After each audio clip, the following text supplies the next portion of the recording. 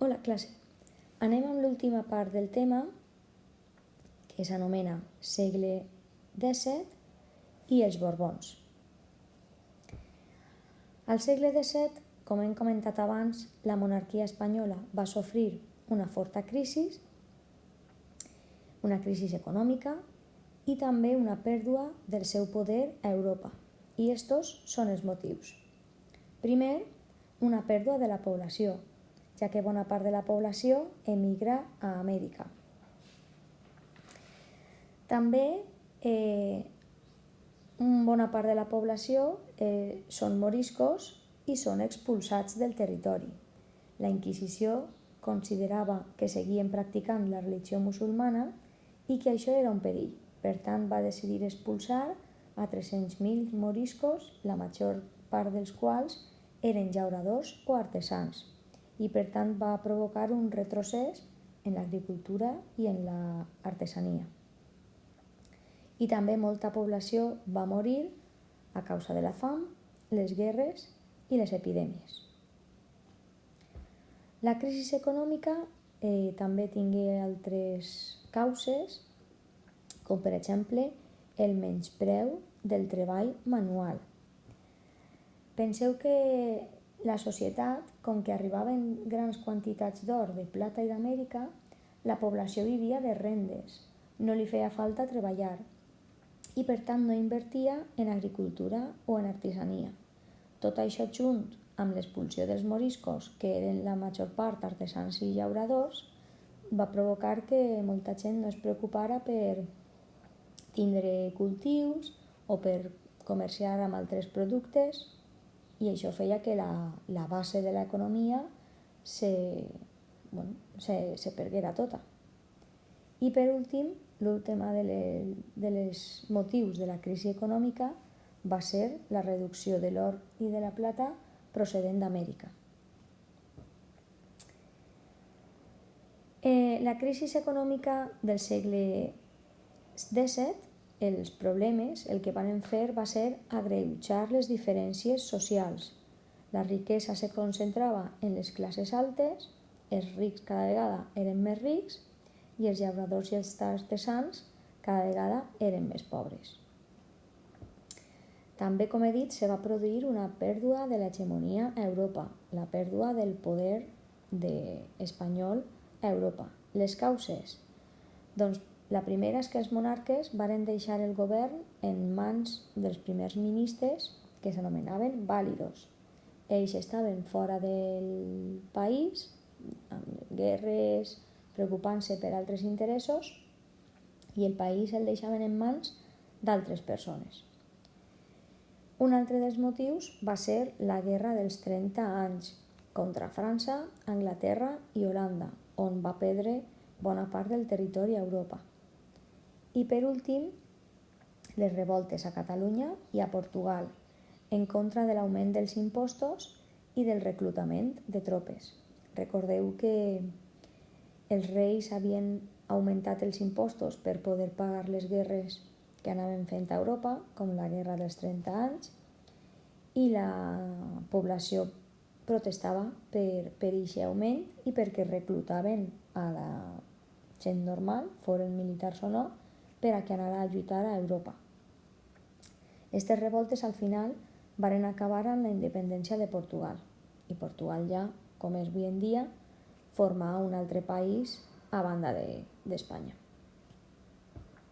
Així teniu, per a que els conegueu, simplement de nom almenys, els vàlidos de cada rei.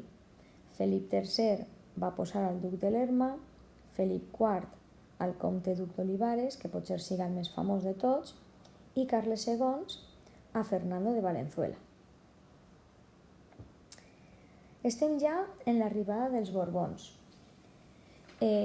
Carles II era l'últim dels Àustries, va morir sense descendència i ell proposa com a receptor de la corona a Felip d'Anjou. Felip d'Anjou era de la casa dels Borbons, d'origen francès, i Carles II tenia el suport de Castella i de França, de Castella perquè ell era de Castella, i de França perquè els Borbons eren francesos. I evidentment, els Borbons tindrien un gran poder a Europa si Felip era el que regnava. Per això els interessava. Però Holanda, Anglaterra, Àustria i la Corona d'Aragó estaven en contra i per això proposen a un altre candidat, que és l'arxiduc Carles d'Àustria. Això provoca un enfrontament per la corona espanyola que se coneix com la Guerra de Successió. Va acabar en el 1714 amb la victòria dels Borbons, és a dir, va ser Felip el que va guanyar. I en el Tractat d'Utrecht es signa i es nomena a Felip V com a rei d'Espanya i també es van perdre els últims territoris de domini hispànic a Europa. Amb l'arribada dels Borbons comença una nova forma de govern.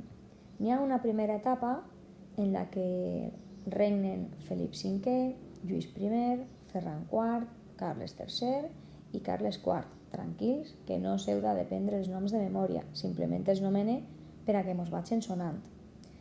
Estos reis varen instaurar l'absolutisme, i això sí que mos interessa.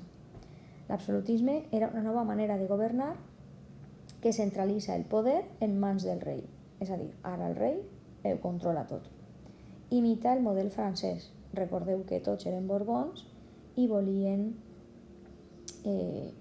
imposar el mateix model que tenien a França. Característiques d'una monarquia absolutista. Com és una monarquia absolutista? Doncs fixeu-vos. Imposen les mateixes lleis a tot el territori. Es centralitza el govern. Varen suprimir lleis i institucions pròpies de la Corona d'Aragó com a càstig. Recordeu, la Corona d'Aragó estava en contra de Felip d'Anjou i com a càstig Aragó tenia les seues lleis, institucions pròpies, doncs les lleva totes. Es varen crear províncies, com avui en dia, i es va nomenar representants del rei a cadascuna de les províncies. Ara el rei és el que dirigeix l'exèrcit, el seu poder prové de Déu i l'última, i no per això menys interessant, no respon dels seus actes davant ningú. És a dir, pot fer el que vol, quan vol, i no té que donar explicacions a ningú perquè és el rei. Ell està fora de la llei. Molt bé, així tenim un arbre dels diferents reis que han anat passant al llarg de la història. Tenim en color taronja els dos últims Àustries i en color rosa tots els Borbons. Començant per Felip V, com hem dit, Lluís I, Ferran IV, Carles III i Carles IV són els de la primera etapa que vos he dit. De tots ells anem a parlar simplement de Carles III, perquè va fer unes reformes molt interessants per fomentar el progrés del país.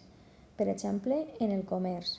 Va permetre comerciar amb Amèrica des de qualsevol port. Si recordeu, vàrem dir que només hi havia un port des del qual podien eixir els vaixells cap a Amèrica. Doncs ell va permetre que altres ports també comerciaren a Amèrica. Per potenciar l'artesania, per millorar l'artesania, va crear les reales fàbriques, on se produïen vidres, tapissos, ceràmiques.